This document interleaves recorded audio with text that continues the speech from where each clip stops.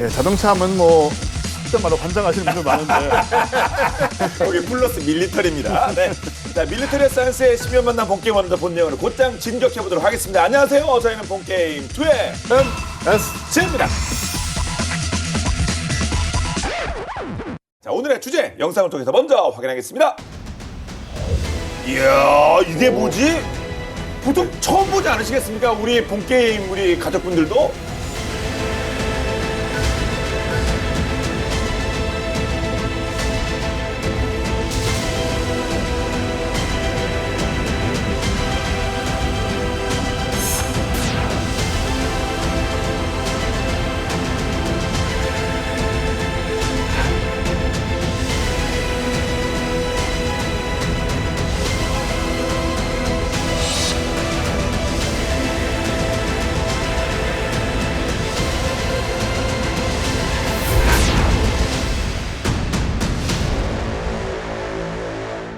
적진으로 침투하는 보조의 기동성을 높이기 위해서 꼭 필요한 것은 뭘까요?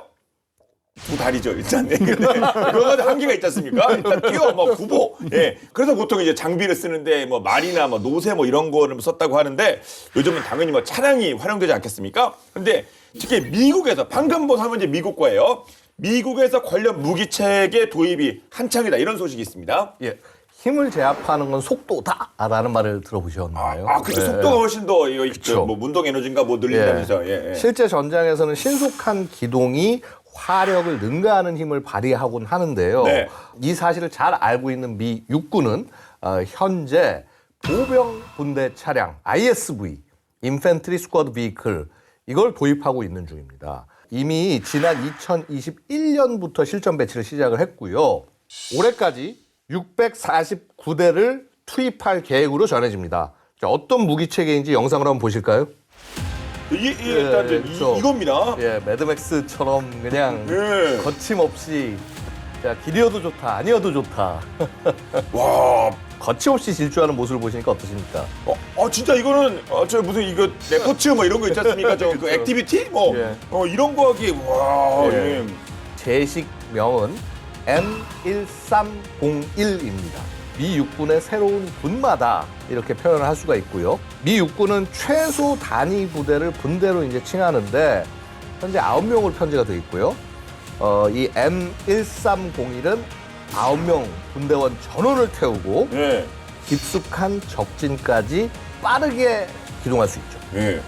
말씀드린 게 매드맥스 거기서 이렇게 얼굴에 뭐 칠하고 뭐 붙이고 막 같이 가는 그 차 같기도 하고 또 이 옆모습만 보면 그 헤일로의 그 뭐죠? 그 게임 좋아하시잖아요. 그 게임 헤일로 그 뭐였죠? 그? 헤일러 워터호그란 차. 예, 그렇죠. 여기 예, 나오네요. 이거 예. 예, 좀 예. 작지만 비슷합니다. 그렇죠. 이런 느낌이 좀 확 들지 않습니까? 이 무기가요? 예, 예. 이 무기체계가? 개인적으로 워터호그를 게임 속에서 많이 몰았던 사람으로서 정말로 사실입니다. 네. 예, 이 미육군의 M1301 SIV도 이 워터호그처럼 문과 창문도 없고 천장도 없이 뻥 뚫려 있죠. 지금 보시는 것처럼 뼈대밖에 없어 보이는 운전석에 바람막이는 있어야죠. 그죠? 예, 앞에. 그렇죠. 예. 그것만 있고는 아무것도 없기 때문에 승하차를 굉장히 빠르게 할 수 있는 장점이 있는 거고요. 그것도 짧으네요. 유리가 꽉 차 있는 것들은 반밖에 예, 없는데요. 얼굴만 가리는 게 그러니까 아닌가 진짜 생각이 얼굴만. 듭니다. 예.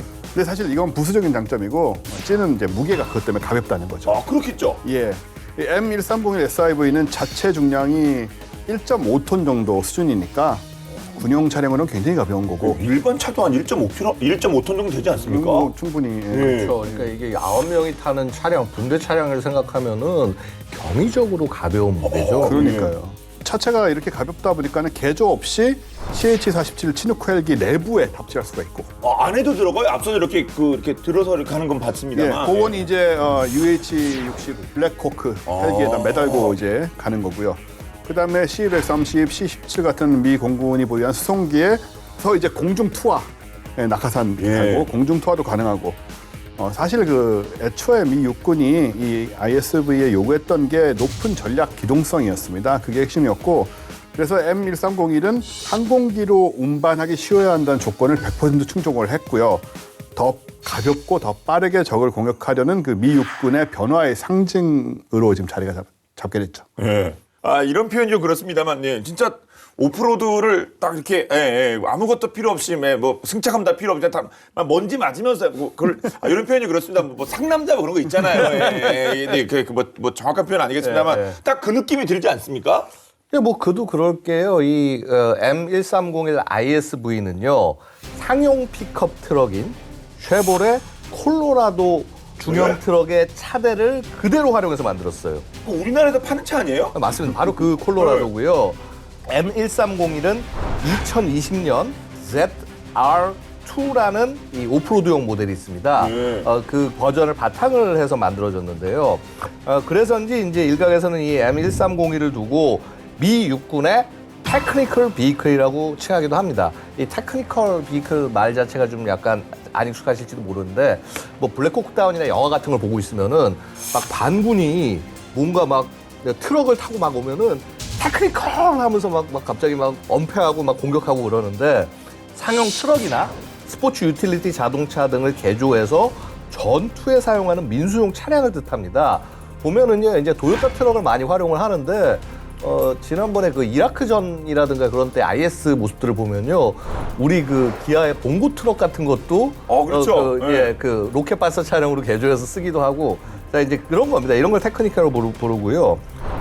외부적으로 생긴 것만 놓고 보면은 비슷하다고 생각할 수는 있는데, 좀 이 내부 사정은 좀 다르죠.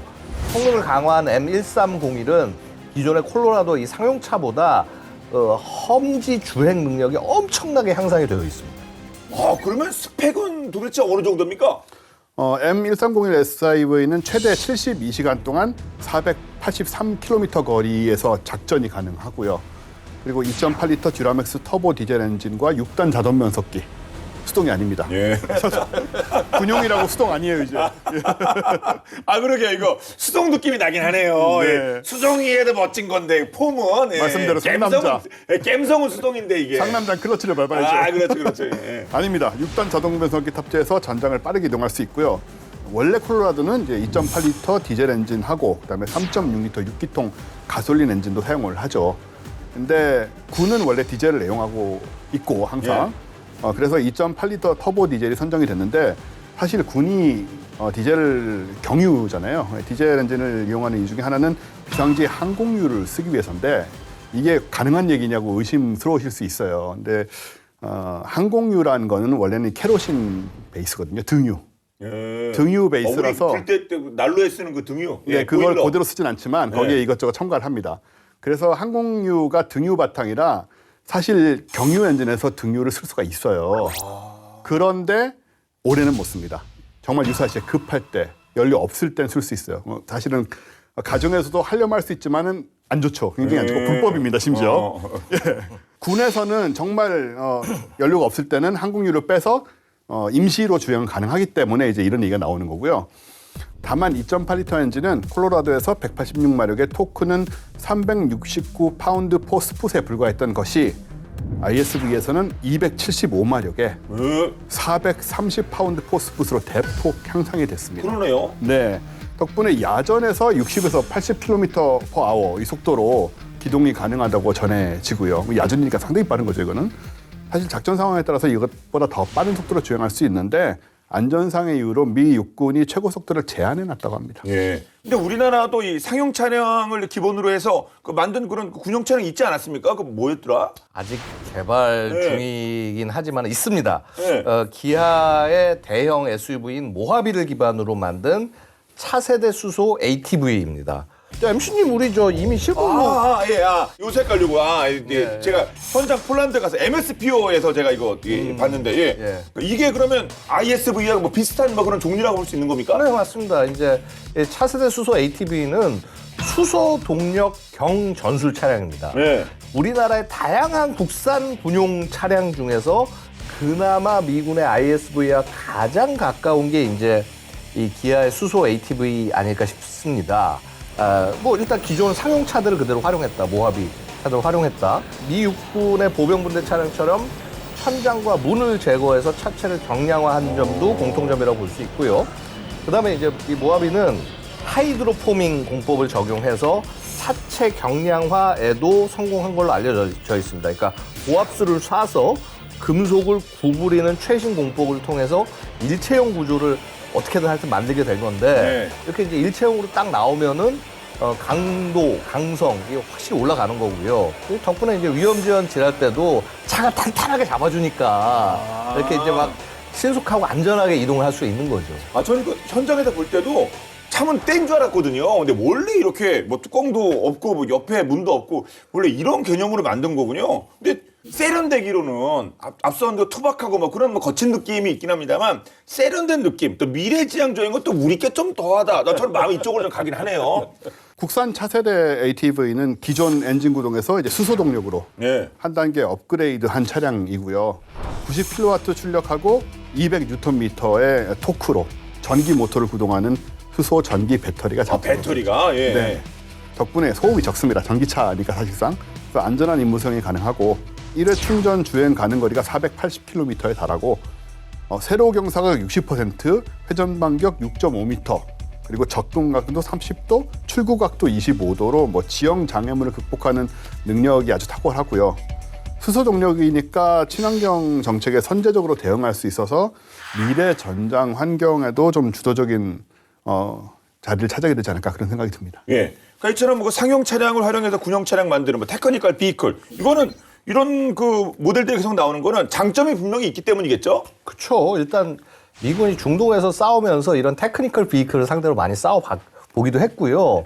특히 이제 아프가니스탄과 이라크에서 실제 미군도 이 테크니컬 비이클을 어쩔 수 없이 만들어 썼습니다. 그러니까 무슨 말인가 하니 험비를 가져갈 수 없는 지형이 있는데 여기에 도요타 타코마 픽업 트럭을 활용했던 게 나중에 ISV로 연결된 겁니다. 보시면 이게 이제 요 사이즈가 그대로 이제 CH-47 시누크에 그대로 들어가니까.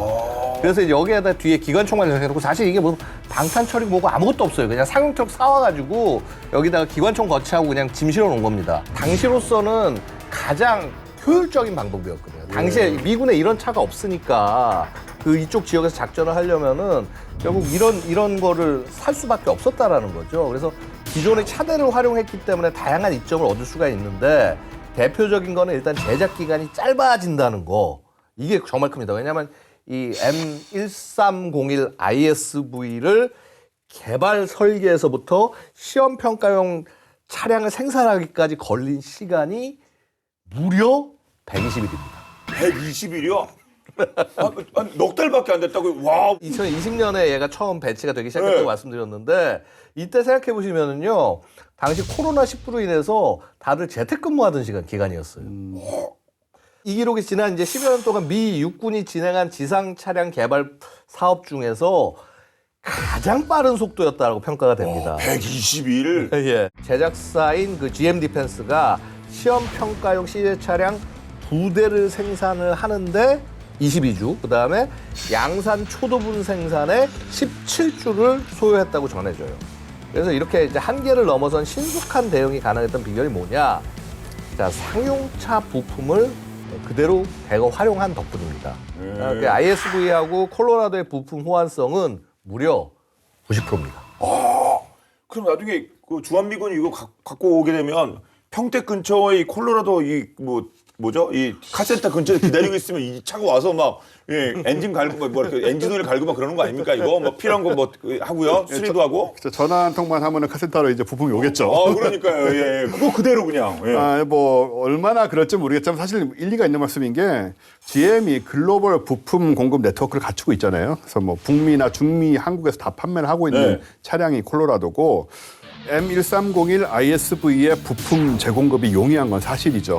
이런 점은 좀 전통적인 방위산업 공급업체하고는 좀 다른 점이라고 말할 수가 있고, 그리고 초기에는 조립 방법도 ISV의 저생산량에 맞게 변경을 했다고 합니다. 많이 만드는 게 아니니까.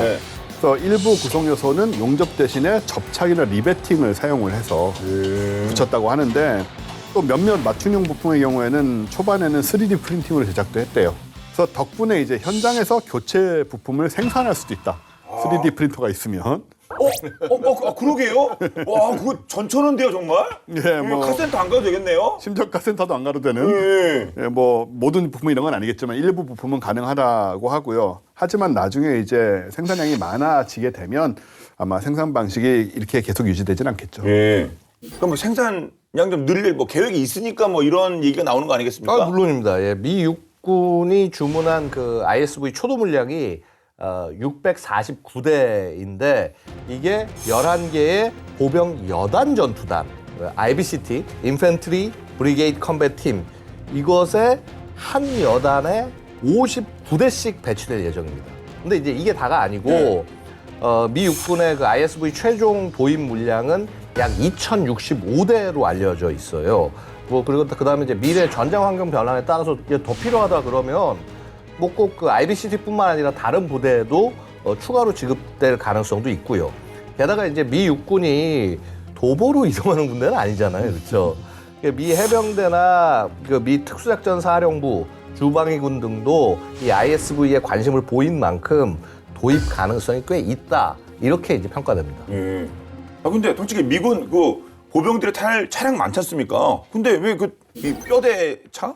예, 이건 예. 뼈대만 있는 이 보병 군대 차량, 예. 그 ISV 이거 왜 필요한 거예요? 차도 많은데. 이제 미 육군의 전술 교리에 변화가 생겼기 때문이라고 보시면 됩니다. 그러니까 최근 발간된 미 육군 교범에 따르면요, ISV가 배치되는 IBCT, 즉 그 보병 여단 전투단의 역할을 복잡한 지형에서의 하차 작전 개념으로 정의를 했어요.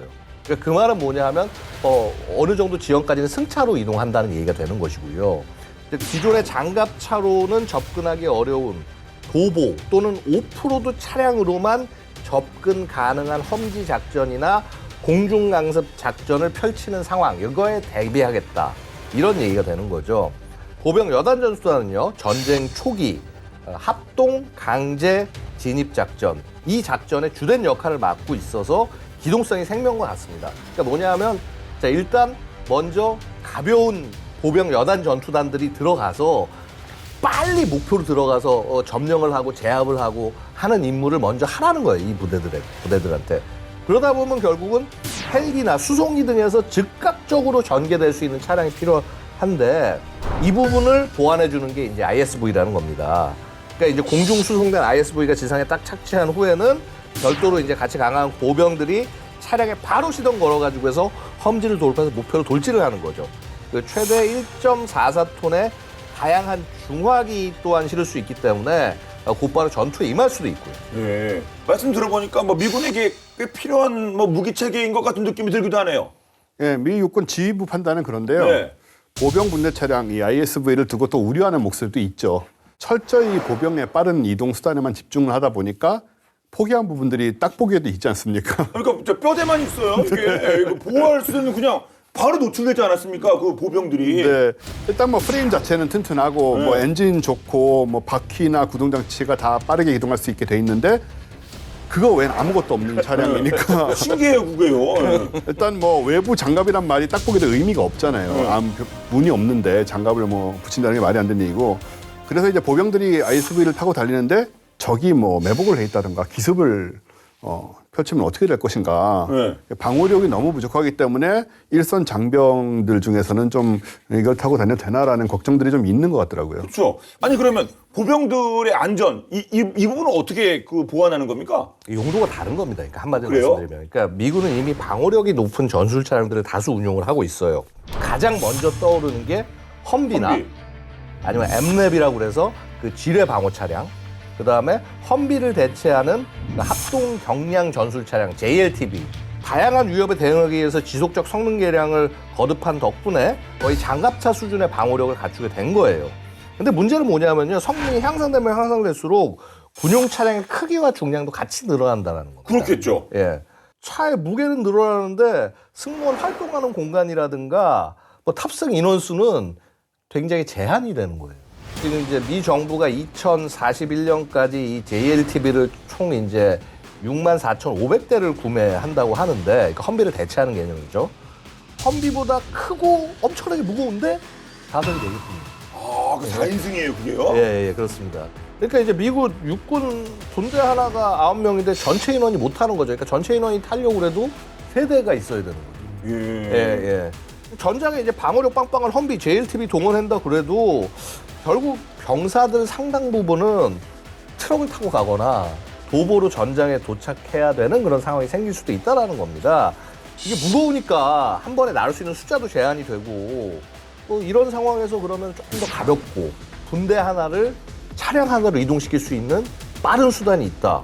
그러면 전장에서 굉장히 신출귀몰하게 병력을 운영할 수 있는 장점이 생긴다라는 거죠. 아, 그러니까 이 암호 빵빵한 차량이랑 이게 역할이 좀 다르니까 겹치지가 않는군요. 예, 그렇습니다. 그러니까 임무에 따라서 차를 다르게 가져가겠다라는 거고 전투에 쓰라는 것이 아니라 결국은 험비나 JLTV와 함께 합동작전을 펼치라라는 개념이 되는 거고요. 뭐 혹은 험비하고 JLTV가 못 들어가는 지형도 상당히 많아요. 좁고 막 어려운 지역, 이런 지형을 돌파하는데 제한적으로 활용될 수 있습니다. 뭐 기계화 전투보다는 신속한 병력 이동이 중요하다. 이제 이렇게 본 거죠. 그러니까 제한적 환경에서 펼쳐질 전면전에서 창끝 역할을 하는 미 육군 보병 분대를 위한 전술 차량이다. 이렇게 평가를 하고 있습니다. 알겠습니다. 자, 특히 그 밀리터리 마니아 분들 중에 군용 차량 좋아하시는 분들 많이 계시죠. 예, 뭐 저도 군토나 하나 갖고 싶은데요. 예. 혹시 중고 사이트나 경매를 통해서 군에서 불화한 차량을 구매할 수 있다는 사실 알고 계셨나요? 뭐 이게 한국은 아니죠, 이거? 한국 아니죠. 한국은 아니고요. 예. 네. 해외에서는 경매로 나온 군용 차량을 수집해 전시하거나 실제로 운전하며 사용하는 사람들이 뭐 많다고 하는데 경매를 통해서 평범한 군용 트럭 한 대를 구입했다가 처음엔 울었는데 마지막에는 이제 웃게 된 한 남자 이야기 본방자사에서 살펴보겠습니다.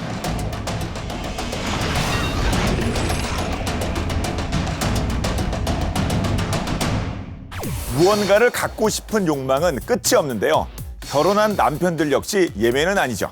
자동차부터 게임기, 골프채, 컴퓨터, 피규어 등 종류도 다양한데요. 남편들은 아내 몰래 구입해 들키지 않는 행복한 엔딩을 꿈꾸지만 현실은 단번에 들켜 혼쭐 나거나 반품, 중고 거래되고 마는데요. 하지만 미국 텍사스 주에 사는 이 남자의 결말은 조금 달랐습니다. 아내 몰래 비싼 물건을 구입했음에도 아내를 비롯한 모두가 그를 지켜세웠고 심지어는 고마워하기까지 했는데요. 이게 대체 어떻게 된 일일까요?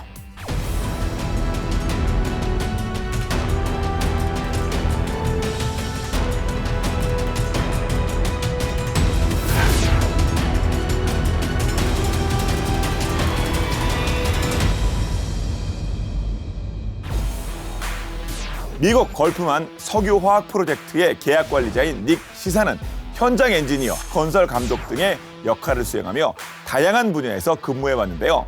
그러던 어느 날 우연히 들어간 경매 사이트에서 2.5톤짜리 군용 트럭을 발견하게 됩니다.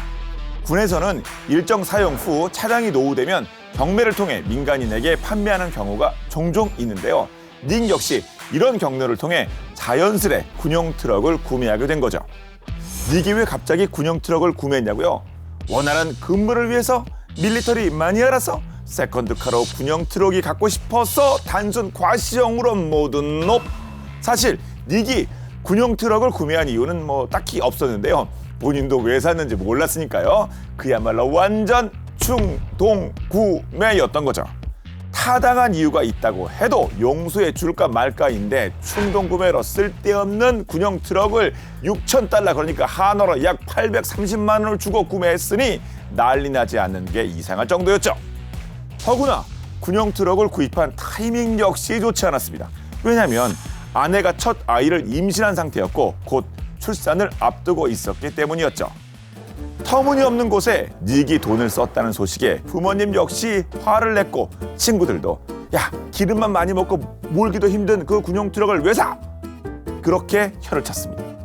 이 같은 반응에 닉은 크게 뭐 반박할 수도 없었는데요. 딱히 용도가 있었던 것도 아니었고 어떻게 조작해야 할지조차 몰랐으며 무엇보다 크기가 큰 탓에 차고에도 들어가지 못해 집 앞에 겨우 주차할 수 있었기 때문이었죠. 닉이 구입한 군용 트럭은 결국 비웃음거리로 전락하며 전시형으로 방치되었는데요. 하지만 닉을 포함한 아내, 부모님, 친구들 모두 몰랐을 겁니다. 이 군용 트럭이 훗날 얼마나 값진 일에 쓰이게 될지 말이죠.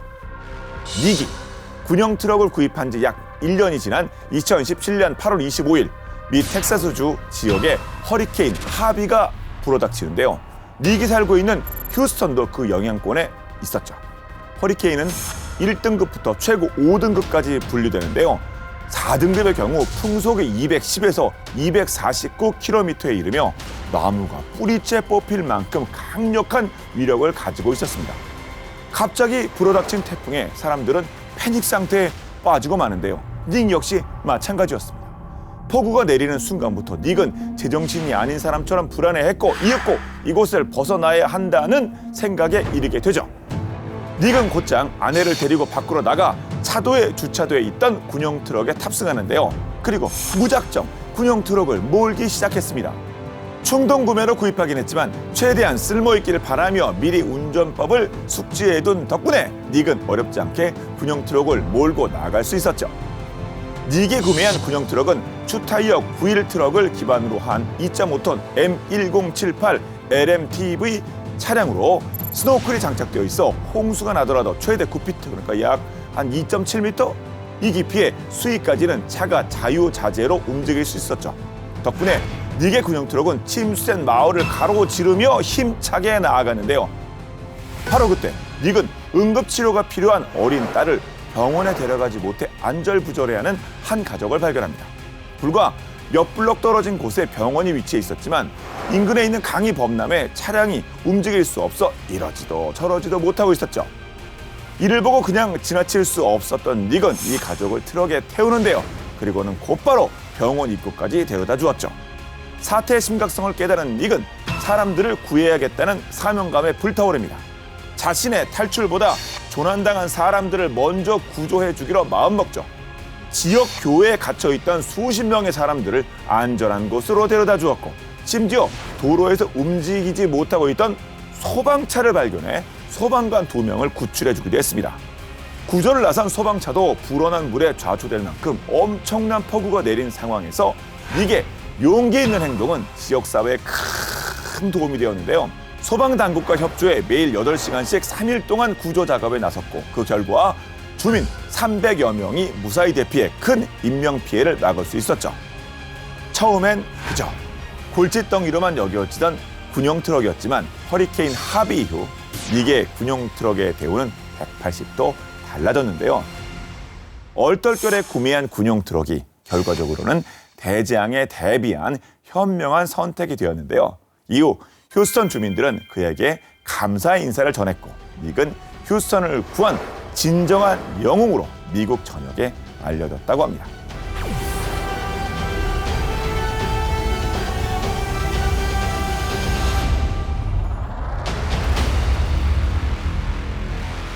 남자들이 다 이게 물건, 쓸데없는 물건 사는 것 같아도요. 이렇게 다 이유가 있어요, 이게.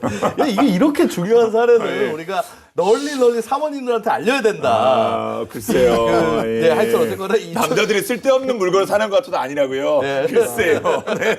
문제가 많은 발언인데요. 아이고 이렇게 되는구나. 이 충동 구매한 남편의 최후가 아내에게 혼쭐 나는 엔딩으로 안 끝난 거는 정말 네. 다행이다. 이렇게 말씀드리고 싶습니다. 보통은 등짝 스매시로 가죠. 네, 되게 새드 엔딩으로 끝나는데 네. 여기는 안 그랬습니다. 사실 홍수 같은 재난 현장에서 이 군용 차량이 활약한 사례는 되게 많죠. 예를 들어서 2011년 태국의 이제 남북을 가로지르는 짜오프라야 강의 제방의 일부가 무너져서 엄청난 물난리를 겪었는데 이때도 군용 트럭이 들어가서 물자를 지원을 했고요. 또 2024년 5월 얼마 안 된 얘기인데 브라질 남부에도 폭우가 쏟아져서 강물이 불어나고 산사태가 발생한 후 피해가 많이 있었는데 이때도 군용 트럭이 투입돼서 많은 사람들을 구하기도 했습니다.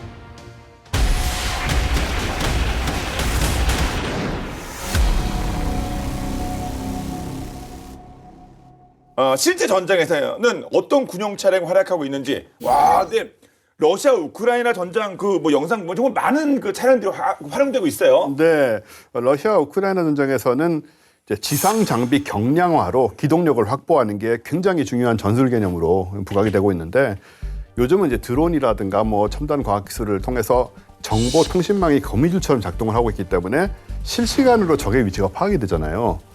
그래서 신속한 타격과 퇴출이 굉장히 중요하다. 그래서 기동력이 중요하다. 이게 강조가 되고 있는 상황인데 그런데 러시아가 선택한 그 차량을 보게 되면 좀 뭔가 좀 이건 맞나라는 생각이 좀 드는 상황이 있습니다. 저 모습은 지난 3월에 러시아군이 동부 도네츠크 지역의 격전지에 오프로드 차량을 동원해서 전장을 달려가는 모습입니다. 포착이 된 건데요. 이게 지금 중국제 데저트 크로스 1000-3인데 보시다시피 매우 작습니다. 원래 목적 자체는 정찰 수색 구조 그리고 험지 물자 수송 이렇게 용도로 설계된 차량인데 당연히 오프로드 가능하죠. 거친 지형에서 원활하게 움직일 수 있고 병력 수송에도 활용이 가능해 보이는데 다만 탑승자가 외부에 노출돼 있을 뿐만 아니고 그래서 사격 등에 너무 취약해서 생긴 대로 별명이 골프 카트라고 합니다. 그러네요. 이거 백 한 6개 실어야 되겠는데요. 네, 좀 큰 골프 카트로 네. 보이죠. 이것도 역시 전장이 아니라 민간에 쓰면 이게 딱 좋지 않을까 이게. 골프 카트를 전쟁에 썼다 뭐 이런 기사도 봤는데 그게 실제 골프 카트를 쓴 게 아니라 예. 얘 얘기했나 보죠. 얘가 활약했습니까 실제로? 그렇지 않고요. 예. 아까 그 달려가던 해당 차량 있지 않습니까? 그 차량이 우크라이나의 1인칭 드론 그 FPV의 공격을 받고 폭발해서 산산조각이 나버렸습니다. 예. 이 러시아군이 데저트 크로스를 전방에 투입한 게 지난해 가을부터니까 얼마 안 됐거든요. 실전 배치된 물량만 537대고 1,500대를 추가 구매할 계획으로 전해졌는데 공격을 받아서 파괴된 상황 때문에 과연 추가 구매가 성사가 될지는 좀 미지수라고 해요. 예. 근데 그렇게 방어력이 약간 방금 뭐 중국제 이런 차량이라든가 오토바이 근데 이런 거를 왜 쓰는 거예요? 그거 위험하지 않습니까? 미국 따라한 거예요. 그러니까 이겁니다. 근데 러시아가 같은 무기라고 하더라도요. 어떤 전술로 어떻게 활용하냐에 따라서 결과가 달라질 수밖에 없는 거예요. 네. 그러니까 사실 이 ATV라고 하죠. 이런 거. 올 테라인 비클. 이 ATV를 이미 전쟁에서 적극 활용한 게 미국이에요. 그 미국 최고의 ATV 업체인 폴라리스에서 만든 M-레이저라는 차량을 이미 그 2000년대 대테러 전쟁 기간 동안 아프가니스탄이나 이라크에서 활용을 해왔습니다. 예. 그러니까 러시아가 중국제 데저트 크로스를 상식적으로 활용을 했다면은 무조건 나쁜 선택이라고 할 수 없을 겁니다. 그러니까 이걸 가지고 적진으로 돌진하라고 만든 게 아니라 어려운 지역을 극복해서 수많은 장비와 이런 것들을 그 지형까지 가져가서 거기서부터는 자기가 그러니까 은폐도 하고 은폐도 하고 하면서 교전을 해야 되는데 이걸로 소위 닥돌한 거 아니에요. 그 닥치고 돌고 오토바이부터 시작해서 이런 것 타고 와 가더라고요. 근데 그 장면 그러니까 끝나고 이제 다 그냥 그거는 전술이 아니라 가미가제죠, 그거. 네, 그래서 매년 3월, 4월 되면은 우크라이나 땅이 이제 해빙기가 돼서 지륵탕이 되잖아요. 그 이제 그 소위 라스푸치차.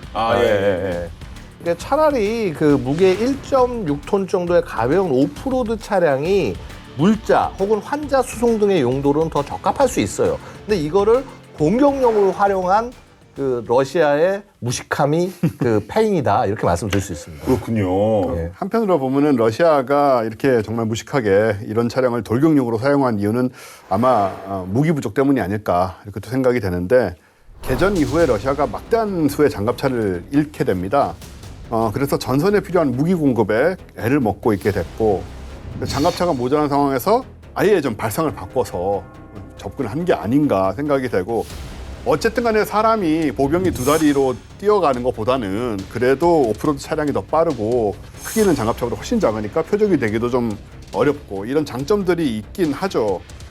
또 병력과 장비 소모라는 측면에서 접근해 보면은 보병 전투차를 잃게 되면은 수십억에 달하는 원화로 수십억 원에 달하는 재산 피해 그리고 뭐 한 개 분대 병력 손실을 다 감수를 해야 되는데 오프로드 차량은 가격도 2, 3천만 원 수준이니까 리스크 분산이 된다라는 그런 관점도 있긴 한데 근데 말씀하신 대로 이거를 돌격용으로 쓰는 건 좀 너무 무모했고 지원용 플랫폼으로 활용했으면 결과가 좀 좋지 않았을까 하는 생각이 됩니다. 그럼 뭐 장점이 뚜렷하니까 이 ISV 이게 인기가 좀 계속 될 거라고 보십니까? 그럴 것 같은데요. 제작사인 GM 디펜스가 벌써 이제 많은 파생형을 개발을 하고 있습니다. 그래요? 네, 기본형인 ISV 외에도 중기관총과 대전차 미사일 등 중화기 운용이 가능한 화력 지원형 이 앞에 나오네요. 그렇죠? 그래 맨 왼쪽에 예. 있는 게 무기 등을 운반만 하는 게 아니고 실제로 달고 다니면서 이제 쓸 수 있는 그런 기종이죠. 2인승 또 4인승 다목적 화물차. 그러니까 사람은 이제 2명이나 4명만 타고 화물을 싣는 ISV2, 4 이런 것까지 나오고 있고요. 그래서 이 M1301 ISV의 활용도나 발전 가능성은 생각보다 높다. 이렇게 볼 수 있을 것 같습니다. 그리고 최근에는 좀 의외의 장소에서 이 M1301 ISV가 포착이 됐는데 보시기에도 대충 어디쯤인지는 알 것 같지 않나요? 이게 써 있는 말이 이게 하여튼 뭐 중동 국적 아닙니까? 예, 그리고 뭐 색깔이나 모든 걸 봤을 때 이게 아부다비입니다. 아부다비면 UAE인가 네, 그렇죠. 네. 올해 3월 초였는데 M1301이 UAE군이 실시한 여름 시험을 성공적으로 완료했다는 소식이 전해졌습니다. 이 사막 도색을 한 M1301이 2,000km에 이르는 코스를 주행을 했는데 최고 섭씨 56도의 온도에서 그리고 부드러운 모래, 언덕, 모래 그리고 거친 바위 지형들을 다 달리면서 평가를 받았고요. 그리고 이제 다음 단계로 유지 보수, 수리 용이성, 현장 회수 능력 등등을 다 입증을 했다고 합니다. 네. 아 그러면 이제 UAE에서 한 게 뭐 지형도 그렇게 있다면 뭐 더운 그 아주 극한 지형? 근데 혹시 거기서 뭐 하려고 그러는 거 아닙니까? UAE랑 미군이랑? GM 디펜스가 지난해 2월에 UAE 국방부와 양해각서를 체결을 했대요. 이 UAE는 군용 전기차를 개발하겠다 이렇게 얘기를 하고 있고요. 이 사업을 GM 디펜스와 손잡고 함께 진행하겠다 이런 계획입니다. UAE가 GM 디펜스의 ISV를 받을지 아니면 새로운 개발 차량을 받을지 구체적으로 언급되지는 않았는데 후자의 가능성이 높아 보인다고 해요. 그러니까 이번 사막도색의 그 M1301 ISV 시험 평가 자체가 이 GM 디펜스의 기술력을 확인하는 자리가 아니었을까 뭐 이렇게 생각이 되긴 하고요. 근데 아마 ISV를 이렇게 뭐 해외 판매하고 하는 거 안 쉬울 거예요. 왜냐하면 이미 중동은 토요타 랜드크루저 바탕을 한 굉장히 수많은 이런 성격의 차량들을 기존에도 많이 보유하고 있기 때문에 아마 이제 이 지금 얘기한 것처럼 새롭게 뭐 전기차를 개발해서 완전 새로운 접근을 하지 않는 이상은 쉽지는 않을 것이다라고 저는 보고 있습니다. 네. 근데 진짜 그 전기차 이거 뭐 개발로 간다 합니까? 뭐 그쪽 방향이 좀 있나요? 전기차 버전의 ISV는 이미 선보인 적이 있죠. 3년 전에 벌써 2021년 5월에 GM 디펜스가 콜로라도 Z2 기반의 전기차 ISV 프로토타입을 공개를 했는데요. 내연기관 당연히 제거했고 쉐보레 볼트의 전기 모터를 이제 탑재를 했습니다. 볼트에서 사용하는 전기차 ISV는 최고 출력 204마력, 최대 토크 36.7kgm를 발휘하고요. 최대 241km를 주행할 수 있다고 합니다. 다만 전기 모터가 공간을 차지하면서 수용 인원이 9명에서 5명으로 이제 줄어버렸죠. GM 디펜스는 이미 전기차 ASV의 주행 테스트로 마쳤다고 하는데요. 진흙과 바위 같은 험난한 지형에서의 주행 능력이 확인이 됐다고 합니다. GM 디펜스는 앞으로 미국의 필요에 따라서 ISV 전기차 버전의 상용화 모델을 또 제작하겠다는 계획도 밝혀서 주목이 되고 있는데 참고로 이 ISV 전기차 제작 역시 불과 3개월 정도에 다 완료를 했다고 합니다. 이런 그 차량이 전기차로 오면 되게 진짜 이거 획기적이겠는데요? 어떻게 보십니까? 사실 이제 미국이 앞장서고 있는 건 사실이죠. 네. 미국이 앞장서. 그다음에 이제 지금부터 약 10년 뒤인 2035년까지 하이브리드 전기 전술 차량을 이제 배치하겠다 이런 얘기가 있고요. 2050년까지는 완전 전기 전술 차량으로 전환하는 게 미국의 목표라고 해요. 미국은 이제 이미 지난 2022년 GMC 험머를 바탕으로 한 전기차. 그 허머. 네, 험비. 험머 전기차의 자체 테스트에 이어서 GM 디펜스의 새로운 군용 전기차 플랫폼 개발을 요청하기도 했다고 합니다. 근데 실제 이제 전장에서 에너지 보급이 이제 문제가 되는데요. 미 육군 기갑사단의 경우 하루 190만 리터의 연료를 필요하다고 전해집니다. 이 막대한 양의 연료를 매일 보급하는 거 이게 보통 일이 아니고요. 전차와 같은 이 대형 무기를 전기로 전환하는 작업은 현재로서는 좀 어렵습니다. 그래서 일단은 군용 차량부터 시작을 하자. 이런 접근으로 보입니다. 전기차 버전의 군용 차량이 상용화된다면 미래 전쟁 양상 변화에 따른 연료 부족 문제를 해결할 수도 있고요. 전기 동력 기관으로 소음과 진동을 감소시켜서 은밀한 작전 수행도 가능하고요. 전장에서 생존성을 향상시킬 수 있는 그런 장점까지 얻게 되죠. 이러한 변화에 발맞춰 GM 디펜스는 디젤 파워 트레인을 대체할 걸로 보이는 수소 연료 전지 기술도 연구하고 있다고 전해집니다. ISV 전기차에 통합 무인 항공기를 충전하는 방안까지도 마련하고 있다고 하고요.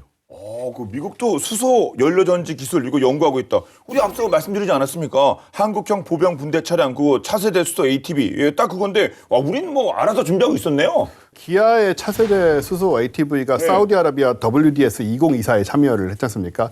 그게 아마 중동 진출을 위한 좀 큰 그림을 보는 게 아닌가 이제 생각이 되는데 네. 사실은 그때 이 수소 ATV하고 함께 WDS 2024에 선보였던 게 우리나라 대표 경전술 차량인 KLTB, 그렇죠? 네. 코리안 라이트 택티컬 비클인데 이게 국산 소형 전술 차량하면 가장 먼저 떠오르는 기종이죠. 지난해 8월에 폴란드군하고 400대 공급 계약 체결한 소식은 뭐 저희 프로그램에서 전해드린 바 있었고 그렇습니다. 초도 물량이 올해 4월 폴란드에 상륙을 했다고 합니다. 그래서 현지에서 불리는 이름은 레그완, 이건 이제 이구아나의 폴란드어래요. 폴란드 기계화 부대의 수색 정찰용으로 투입이 된다고 하고요. 이 KLTB는 참고로 뭐 스펙이 되게 좋죠. 전차나 장갑차도 갈 수 없는 눈 덮인 급경사, 내리막, 오르막 다 갈 수 있고 성인 허벅지 깊이의 물웅덩이도 이렇게 거침없이 달리는 그런 능력을 갖고 있어서 야지 극복 능력이 세계 전술 차량 중에서도 수준급이라고 말할 수 있습니다. 예. 이 소형 전술 차량 KLTB는 사실은 이제 미국의 그 험비와 외형이 비슷해서 한국형 현비라고도 불리는데요. 성능은 미국의 험비보다 훨씬 더 강력한 것으로 알려지고 있습니다. 험비가 6리터 가솔린 엔진에 190마력인데 KLTB는 배기량은 3.0리터로 절반인데 출력은 225마력으로 험비보다 35마력이 더 높아요. 그 이외에도 이 KLTB는 험비처럼 이 보병분대 차량이 갖고 있지 않은 방호력을 갖습니다. 그래서 이제 복합 재료, 금속판, 장갑유로 제작된 이제 방탄 본체를 갖췄고, 이 방탄 수준도 사실은 옵션입니다. 이제 뭐 좀 더 강화를 시키려면 더 강화를 시킬 수 있고요. 차체 옆으로 보면은 무기를 발사할 수 있는 포트, 그 포트도 돼 있고요. 바닥은 지뢰 폭발을 견딜 수 있는 V-쉐입 설계가 되어 있어요. 그래서 덕분에 이제 무게가 조금 좀 나갑니다. 4명이 타는 그 표준 휠 베이스 모델 같은 경우는 쇼트 휠 베이스 모델은 중량이 5.7톤인데 네. 이 8인용의 롱 휠 베이스 모델은 무게가 최대 이제 7톤에 이르죠. 그래서 이제 이런 의미로 보면은 KLTB는 험비보다는 오히려 미국의 JLTB에 더 가까운 게 아니냐 이렇게 말씀드릴 수 있을 것 같고요. 다목적 차량, 장갑 정찰 차량, 지휘 차량 등 다양한 역할에 맞게 변형 모델이 존재합니다. 이 보병 분대 차량, 그 ISV랑은 쓰임새가 좀 다르다 이렇게 말씀드릴 수 있습니다. 예. 그러면 미 육군의 보병 분대 차량과 같은 그런 그 비슷한 성격의 군용 차량이 도입될 필요가 있습니까? 우리 군에게도요? 물론입니다. 예. 그러니까 우리나라가 산악 지역이 많아서 막 기동이 어렵고 막 뭐 이렇게 막 야, 이 차량이 뭐 이게 산 갈 수 있어? 뭐 이렇게 말씀을 걷기도 어려운데 솔직히 뭐 계단이 얼마나 많습니까 거기. 그렇죠. 예. 근데 이제 병력 급감의 시대를 맞아서 우리가 더 이상 손에 손잡고 DMZ 전체를 지키는 게 불가능한 상황이 이제 되어 가고 있어요. 작전 개념 자체도 이제 막 거점을 점령해가지고 방어하는 거점 방어보다는 이제 기동 방어에 집중해야 되는 상황이에요. 병력이 부족하니까 어쩔 수 없습니다. 이 말은 뭐냐면요. 이제 보병도요. 3보 이상은 무조건 승차해서 신속하게 방어지대로 투입돼야 된다. 이렇게 말씀드릴 수가 있습니다. 게다가 우리 지금 아시다시피 우리 보병들이 워리어 플랫폼이라고 해가지고 해서 장비들을 달면서 보병의 기본 하중이 증가하고요. 예. 게다가 이제 앞으로 이제 보병 장비로 드론이 이제 일반화 될 거란 말이죠. 그러니까 보병 분대 장비 자체가 확 늘어납니다. 뭐 게다가 이제 보병이 탄약, 물자 이거 충분히 탑재해야지 전투력도 보장이 되고 결국은 미래전을 준비하려면 우리도 보병 분대 차량을 반드시 갖춰야 된다. 물론 문제는 많겠죠. 사실 우리 뭐 운전하면은 운전병 교육 따로 해야 되고 그다음에 누가 선탑해야 되고 막 이런 식으로 지금 이제 보통 되는데 그럼에도 불구하고 이 전 보병의 기동화라고 하는 거는 정말 핵심 과제다라고 말씀드리겠습니다. 예. 3보 이상 탑승. 보병 소대장도 이게 꿈입니다. 예. 걷지 않는 보병의 시대를 과연 ISV가 열어줄 수 있을지 기대가 되는데 자 끝으로 두 분 한 말씀씩 부탁드리겠습니다. 네, 그죠. 지프 기억하시죠, 그렇죠? 미군이 미군이 2차 세계대전 당시에 엄청난 기동력을 발휘할 수 있었던 것은 그 무려 60만 대 이상 생산된 지프의 역할이 컸다라고도 얘기해요. 그 어느 나라고 병력이 귀한 상황이고 이제는 적은 병력으로 더욱 강력한 화력과 첨단 장비를 운용해야만 합니다. 문제는 요구하는 게 자꾸 많아지면 차체는 커지고 무게는 늘어나고 결국 험비가 원래 2.5톤이었던 게 막 방탄 붙이고 뭐하고 해가지고 나중에 4톤 이상으로 늘어났고요. 그 JLTV는 무려 6.4톤입니다. 되려 기동성의 발목을 잡아요. 네. 예. 그래서 결국 less is more. 덜어내면 낼수록 효율성이 높아지게 되는 시점이 분명히 존재한다는 겁니다. 현대 우크라이나전을 봐도 병력들이 대부분 상용 SUV를 그대로 쓰면서 작전을 하고 있고요. 군에 의해 정식으로 만들어진 테크니컬을 현대와 미래 전장이 요구하니까 미국이 ISV로 응답을 한 겁니다. 그래서 미국의 ISV에 우리가 주목을 해야 되고요. 우리도 만약에 필요하다면 이 부분에 대해서 해답을 내야 된다고 말씀드리고 싶습니다. 또 한편으로 이제 역시 계속 강조하셨지만 그 보병의 부담을 줄여줘야 된다. 칼 들고 창 들고 다닐 때보다 더 힘든 게 아닌가 보병들이. 아, 그렇지 않습니까? 예, 진짜? 무거운 거 다 지고 메고 뭐 긴 거리를 걸어 다니고 하는 그런 상황들로 이제 장비들의 크기와 무게가 커지다 보니까 중세보다도 더 힘든 그런 모습이 아닌가 생각되는데 삼보 이상 걸을 거면 차를 없음. 타라 라는 식으로 그리고 정말 필요할 때 보병으로서 내려서 전투 역할을 하는 그런 이제 시스템으로 우리도 가는 게 맞다는 생각이 드네요. 네. 오늘 본게임은 여기까지입니다. 본게임은 OTT 웨이브와 KFN 유튜브를 통해서 언제든 시청 가능하니까요. 많은 활용 부탁드리겠습니다. 다음 주에 더욱더 화끈한 내용으로 돌아오겠습니다. 지금까지 저희는 본게임 2의 S였습니다. 고맙습니다. 네. 생각해보니까 그 2차 대전 때 그 찝차 아무것도 없잖아요. 그렇죠. 예, 앞에 그렇죠. 이게 유리 하나만 있고. 그러니까 사실은 이게 상황에 따라서는 급하면 쓸 수도 있는 거죠. 급하면. 원래 용도는 그게 아니라고 하더라도. 그래서 사실 우리가 예전에 말씀드렸잖아요. 우리 그 지금 아크부대 쓰는 거. 이게 좀 차라니까. 그래서 이거